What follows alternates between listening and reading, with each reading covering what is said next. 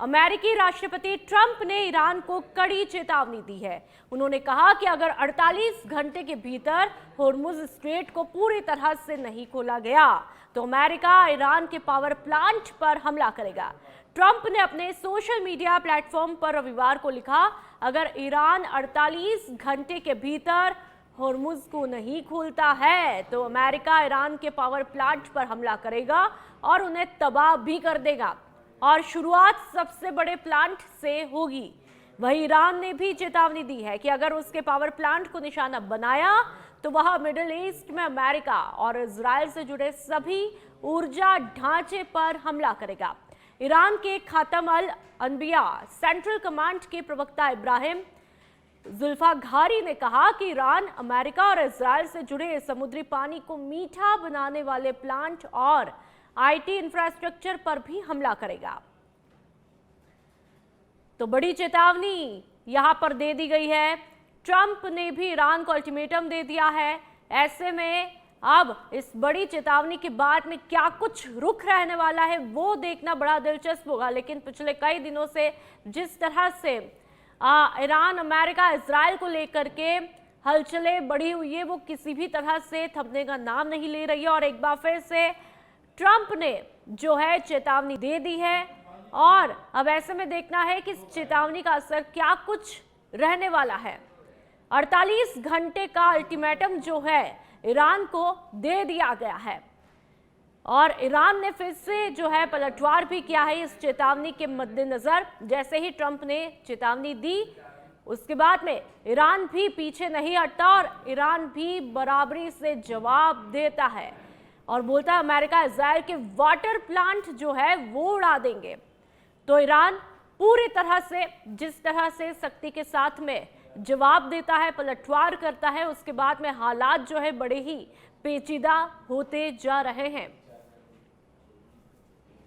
तो ट्रंप का ईरान को अल्टीमेटम 48 घंटे में होर्मुज खोलने का अल्टीमेटम यहां पर दिया है और ऐसे में लगातार अमेरिका इजराइल के वाटर प्लांट उड़ाने की धमकी। ट्रंप का ईरान को अल्टीमेटम 48 घंटे में होर्मुज खोलने की बात और ऐसे में अब देखना है इस चेतावनी का क्या कुछ बड़ा इंपैक्ट होगा।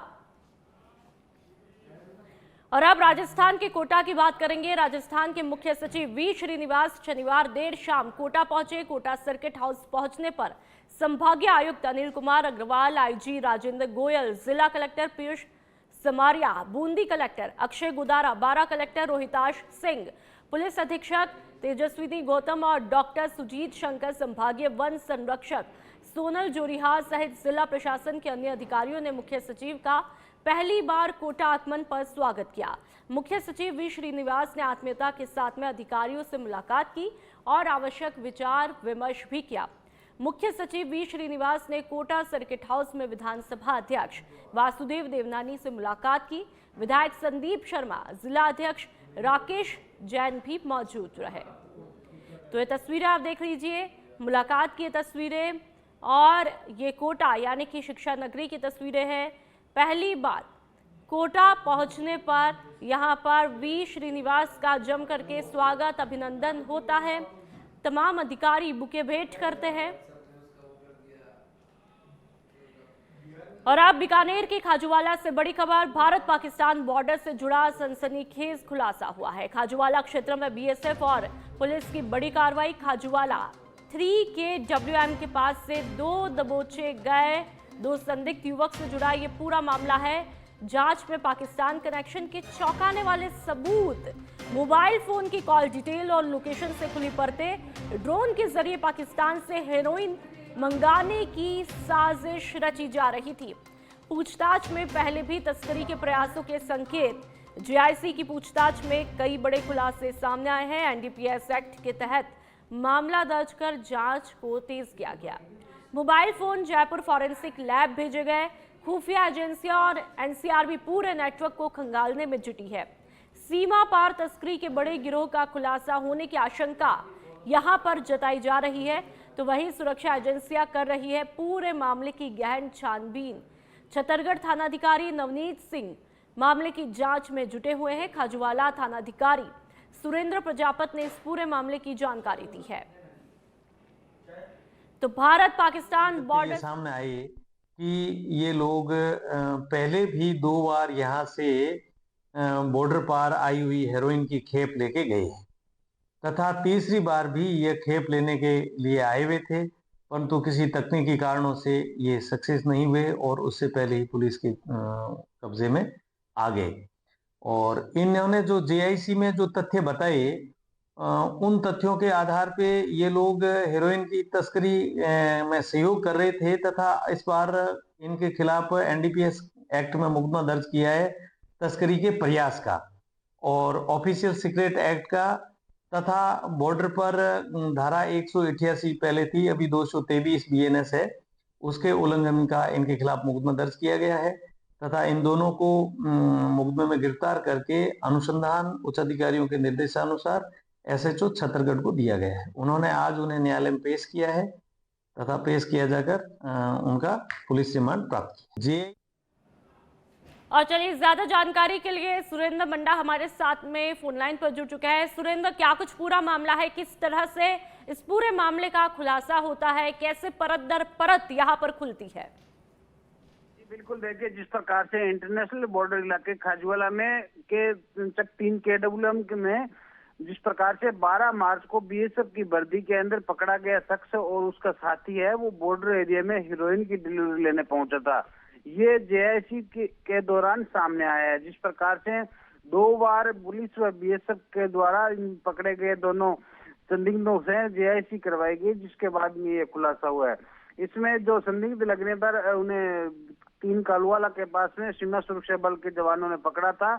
इसमें एक शख्स और पूर्व में अन्य लोगों के साथ मिलकर पाकिस्तान तस्करों की ओर से ड्रोन के जरिए खाजोला बॉर्डर इलाके में जो हीरोइन गिराई गई थी उसको यहाँ से ले जाने में कामयाब हुए थे। लेकिन एक बार फिर है वो बॉर्डर इलाके में इनको लोकेशन मिली थी कि यहाँ पर जिस प्रकार से हीरोइन एक बार फिर आने वाली है, तो इस लोकेशन के आधार पर ये यहाँ पर उस मादक पदार्थ को लेने पहुंचे थे। उससे पहले जो स्थानीय लोग हैं उनको शक हुआ, उसके बाद में सीमा सुरक्षा बल के जवानों को सूचना दी गई और सीमा सुरक्षा बल के जवानों ने इन्हें पकड़कर 12 मार्च को खाजोला पुलिस के हवाले किया गया था। उसके बाद में उन दोनों संदिग्धों की जेआईसी करवाई गई 2 बार और जेआईसी में कई तरह के खुलासे हुए। इनके पास से पकड़े गए 2 आईफोन हैं, उनकी जो जांच की गई है, जांच में कई तथ्य सामने आए हैं। फिलहाल फॉरेंसिक रिपोर्ट के लिए जयपुर इनको दोनों मोबाइलों को भेजा गया है और कई तरह के खुलासे हो सकते हैं इसमें। और जिस प्रकार से फिलहाल सभी सुरक्षा एजेंसियां अलर्ट मोड पर है और इनसे गहनता से पूछताछ कर रही है। जिस प्रकार से खाजवाला थानाधिकारी सुरेंद्र प्रजापत ने जानकारी देते हुए बताया कि जिस छत्तरगढ़ थानाधिकारी नवनीत सिंह इस मामले की जांच कर रहे हैं और उनके द्वारा दोनों आरोपियों को गिरफ्तार कर न्यायालय में पेश किया गया और उसके बाद पुलिस रिमांड है उन आरोपियों के लिए गई है और पूछताछ की जा रही है। जिस प्रकार से पहले 2 बार इस क्षेत्र से हीरोइन मादक पदार्थ सप्लाई करने में ये सफल हुए हैं, तो तीसरी बार ये फिर से यहाँ पर लोकेशन के आधार पर ये पहुंचे थे हीरोइन मादक पदार्थ लेने। तो ठीक है, अब सुरेंद्र ये देखना होगा कि आखिरकार अब जो पुलिस के कब्जे में है ये आखिरकार अब मोबाइल भी जब्त कर लिए गए, तो ऐसे में क्या चौंकाने वाले और बड़े खुलासे हो सकते हैं। तमाम जानकारियों के लिए बहुत बहुत शुक्रिया। और अब खबर झुंझुनू के चिड़ावा से। चिड़ावा के कबूतर खाना बस स्टैंड के पास में स्थित एक टायर दुकान में देर रात अचानक आग लगने से हड़कंप मच गया। आग की इस घटना में दुकान में रखा अधिकांश सामान जल करके खाक हुआ। जानकारी के मुताबिक कबूतर खाना बस स्टैंड पर संचालित वर्मा टायर्स में देर रात अज्ञात कारणों से आग लगी। घटना की सूचना मिलते ही पुलिस मौके पर पहुंची और नगर पालिका की दमकल को बुलाया गया। सूचना के बाद दमकल वाहन मौके पर पहुंचे और कड़ी मशक्कत के बाद में आग पर काबू पाया गया। तस्वीरें आप देख लीजिए। चिड़ावा थाने के एएसआई कैलाश चंद्र ने बताया कि गश्त के दौरान पुलिस को दुकान में आग लगने की सूचना मिली थी। इसके बाद तुरंत मौके पर पहुंचकर राहत कार्य शुरू करवाया। आग बुझाने में स्थानीय दुकानदारों ने भी सहयोग किया। प्रारंभिक जांच में आग लगने का कारण शॉर्ट सर्किट माना जा रहा है। हालांकि वास्तविक कारणों का पता पूरी जांच के बाद ही चल पाएगा। पुलिस ने बताया कि पीड़ित पक्ष की तरफ से रिपोर्ट मिलने पर नियमानुसार कार्रवाई की जाएगी। पर एक टायर पंचर की दुकान में कोई आगजनी की घटना हुई थी। अभी उसका खुलासा नहीं हुआ, शायद शॉर्टकट की वजह से आगजनी हुई थी। तुरंत सूचना मिलने पे हम पुलिस जाब्ता 2 गाड़ियों से मौका पर पहुँचे, दमकल को बुलाया गया। ग्रामीणों के आसपास के दुकानदारों का काफ़ी सहयोग रहा, आग पर पूर्णतः काबू कर लिया गया है। अब जिनकी आगजनी हुई है उनको हिदायत की गई है कि इस आगजनी की रिपोर्ट दें, सुबह जांच कर लेंगे किन कारणों से हुई, और जो मैक्सिमम इनको मुआवजा मिलेगा किन कारणों से हुई वो तो आगे देखा जाएगा। लेकिन हम पुलिस पूर्णतया पीड़ित पक्ष के साथ रहेंगे। आग पर पूर्णतया काबू पा लिया गया है। खतरा चढ़ा हुआ। और अब खबर यूपी के मथुरा से। मथुरा में फरसा बाबा की मौत के बाद हालात तनावपूर्ण हुए। घटना के बाद कुछ अराजक और बाहरी तत्वों द्वारा हत्या की अफवाह फैला दी गई, जिससे इलाके में अफरा तफरी मच गई। अफवाह के चलते NH-19 पर छाता थाना क्षेत्र में लोगों ने जाम लगा दिया। इस दौरान उपद्रवियों ने पुलिस पर पथराव किया, जिसके बाद हालात बिगड़ गए। मामले में पुलिस ने कड़ी कार्रवाई करते हुए 13 लोगों को गिरफ्तार किया है। पथराव और हाईवे जाम करने के आरोप में कई गंभीर धाराओं में मुकदमा दर्ज किया है, तो वहीं अन्य आरोपियों की पहचान CCTV फुटेज के आधार पर की जा रही है और उनकी गिरफ्तारी जल्द होने की बात भी कही जा रही है। घटना में घायल एक ट्रक चालक की इलाज के दौरान मौत हुई, जिसके बाद पुलिस ने कानूनी कार्रवाई और तेज कर दी है। इसके अलावा शाम को हंगामा और पुलिस से अभद्रता करने के आरोप में बाहर से आए गौ रक्षक दक्ष चौधरी और उनके साथियों को भी गिरफ्तार किया है। SSP श्लोक कुमार ने लोगों से अपील की है कि वे सोशल मीडिया पर किसी भी तरह की अफवाह न फैलाएं और शांति बनाए रखें। तो ये तस्वीरें मथुरा की है। पुलिस अब तक अपना काम कर चुकी है और 13 लोगों को गिरफ्तार किया है। मथुरा में फरसा बाबा की मौत के बाद वहां पर बवाल थमने का नाम नहीं ले रहा था और इस मामले को लेकर के पुलिस पूरी तरह से एक्टिव दिखाई देती है, कार्रवाई करती है। घायल ट्रक चालक की भी इलाज के दौरान मौत हो जाती है। ट्रक चालक ने इलाज के दौरान दम तोड़ दिया था, जिसके बाद पूरे इलाके में और ज्यादा अफरा तफरी मच गई थी। 13 लोग अब तक खाकी के शिकंजे में हैं। आप देखिए, ये वो इलाका जहां पर पुलिस पूरी तरह से हालात को संभालते हुए दिखाई देती है। ये इलाका एक तरह से छावनी में तब्दील होता हुआ दिखाई देता है और पुलिस के जाब्ते से ही मामले की गंभीरता को यहाँ पर समझा जा सकता है। ड्राइवर की मौत के बाद में पुलिस की कार्रवाई में और तेजी देखने को मिली और 13 लोग अब पुलिस के कब्जे में है। 13 लोगों को गिरफ्तार कर लिया गया है।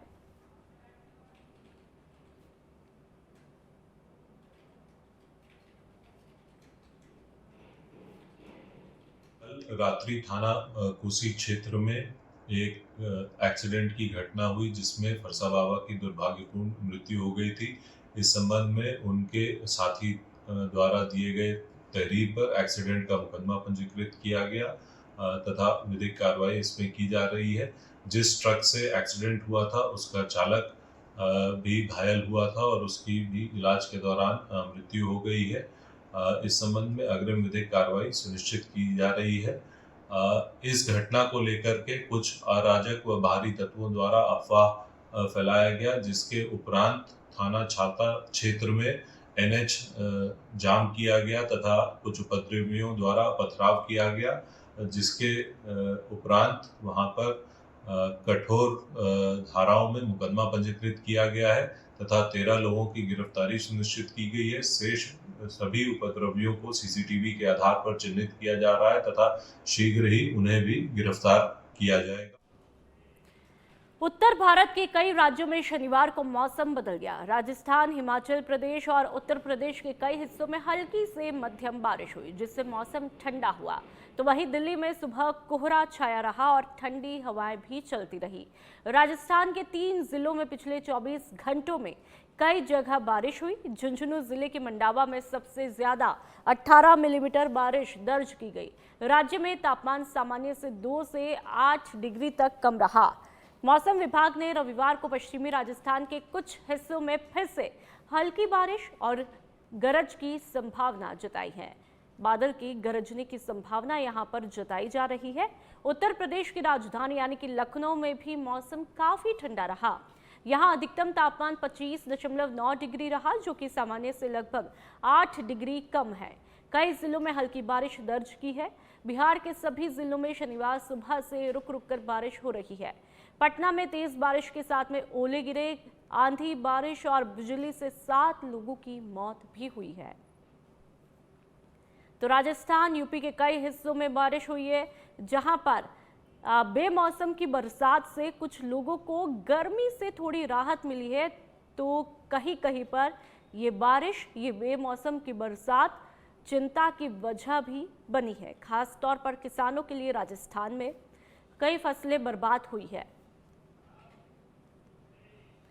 और अब खबर नवरात्रि की। आज नवरात्रि का चौथा दिन है। नवरात्र के चौथे दिन मां दुर्गा के चौथे स्वरूप यानी कि माता कुष्मांडा की पूजा की जाती है। मां कुष्मांडा की 8 भुजाएं हैं, इसलिए इन्हें अष्टभुजा देवी भी कहते हैं। देवी अपने 8 हाथों में कमंडल, धनुष, बाण, चक्र, गदा, कमल पुष्प, अमृत कलश और जपमाला धारण करती है। कहते हैं कि मां कुष्मांडा ने अपनी मुस्कान से सृष्टि की रचना की थी। पहली सृष्टि में सिर्फ घना अंधेरा ही था। देवी की मुस्कान ने ही अपनी मुस्कान से इसे रोशन किया था। देवी कुष्मांडा में सूर्य जैसा तेज है और उनकी विधिवत उपासना से शक्ति और ऊर्जा प्राप्त की जा सकती है। तो आज नवरात्रि का चौथा दिन बेहद खास। मां कुष्मांडा की आज पूजा अर्चना की जाती है और ये मान्यता है कि मां कुष्मांडा ने अपने मुस्कान से सृष्टि की रचना की थी। और अब खबर छत्तीसगढ़ से। जगदलपुर में आयोजित बस्तर हेरिटेज मैराथन 2026 में इस बार रिकॉर्ड भागीदारी देखने को मिली। मैराथन में कुल 9,235 धावकों ने भाग लिया, जिसमें स्थानीय, राष्ट्रीय और अंतर्राष्ट्रीय एथलीट शामिल रहे। इस आयोजन की सबसे खास बात यह रही कि 200 से ज्यादा सरेंडर नक्सलियों ने भी दौड़ में भाग लेकर के समाज की मुख्य धारा से जुड़ने और शांति का संदेश दिया है। हमारे राज्य के और हमारे विशेष तौर पे बस्तर के और देश के अलग अलग राज्यों के और दुनिया के अलग देशों के भी क्या कहते हैं प्रतिभागी इसमें सम्मिलित हुए। लगभग 10,000 से ऊपर प्रतिभागी इसमें सम्मिलित हुए हैं, ऑनलाइन रजिस्टर्ड करवाए हैं। उनका हम हार्दिक अभिनंदन करते हैं, स्वागत करते हैं। उसके साथ साथ हमारे जो पुनर्वासी जो कहते हैं साथी हैं, जो आज बस्तर के विकास के लिए दौड़ रहे हैं, यहाँ की शांति के स्थापित करने के लिए दौड़ रहे हैं। बस्तर जिसने लंबे समय तक, लगभग 50 वर्षों तक नक्सलवाद की पीड़ा को, उसको दंश को झेला है, सहा है, आज वो विकास के उस मुख्य धारा में शामिल होने के लिए दौड़ रहा है। माननीय मुख्यमंत्री श्री विष्णुदेव। और अब खबर छत्तीसगढ़ से। बलौदा बाजार, भाटापारा जिले के ग्राम पंचायत उडान में आज गोंडवाना आदर्श सामूहिक विवाह सम्मेलन का भव्य आयोजन किया जा रहा है। इस विशेष मौके पर विष्णुदेव साय मुख्य अतिथि के रूप में शामिल होंगे। इस आयोजन को लेकर पूरे क्षेत्र में उत्साह का माहौल है। बड़ी संख्या में वर वधू जोड़े इस सामूहिक विवाह सम्मेलन में परिणय सूत्र में बंधेंगे, जिससे कार्यक्रम को सामाजिक और सांस्कृतिक दृष्टि से खास माना जा रहा है। प्रशासन और आयोजन समिति ने कार्यक्रम की सभी तैयारियां पूरी की है। मुख्यमंत्री के आगमन को देखते हुए सुरक्षा व्यवस्था कड़ी की है और प्रशासन पूरी तरह से अलर्ट मोड पर है। कार्यक्रम में स्थानीय जनप्रतिनिधियों, गणमान्य नागरिकों और बड़ी संख्या में ग्रामीणों की मौजूदगी रहने की संभावना है। तो तस्वीरें आप देख लीजिए। और अब खबर बाली से देसूरी से। देसूरी नाल के खतरनाक घाट सेक्शन में एक बार फिर हादसा हुआ है। बाली क्षेत्र के पंजाब मोड़ पर 4 भुजा से देसूरी की तरफ आ रहा एक ट्रक थ्रेशर अनियंत्रित होकर के पलट गया। तस्वीरें आप देख लीजिए, जिसमें 2 लोग घायल हुए और मौके पर मौजूद राहगीरों ने तुरंत राहत कार्य शुरू करते हुए घायलों को वाहन से बाहर निकाला और उपचार के लिए राजसमंद के अस्पताल पहुंचाया। ये घाट सेक्शन, खासकर पंजाब मोड़, अपनी तीखी ढलान और खतरनाक मोड़ के कारण पहले से ही हादसों के लिए कुख्यात रहा है। भारी मशीनों और थ्रेशर जैसे वाहनों के लिए यहाँ पर संतुलन बनाए रखना काफी चुनौतीपूर्ण होता है, जिसके चलते बार बार दुर्घटनाएं सामने आती रहती है। वहां के लोगों ने इस मार्ग पर सुरक्षा उपायों को मजबूत करने और प्रशासन से ठोस कदम उठाने की मांग की है, ताकि भविष्य में ऐसे हादसों को रोका जा सके। तो ये तस्वीरें आप देख लीजिए कि ये गाड़ी, थ्रेशर गाड़ी किस तरह से पूरी की पूरी पलट जाती है। देसूरी का ये मोड़, जो कि पहले भी इस मोड़ पर कई खतरनाक घटनाएं हुई हैं, लेकिन उसके बावजूद किसी भी तरह से अभी तक यहाँ पर हादसों में कमी नहीं आई है।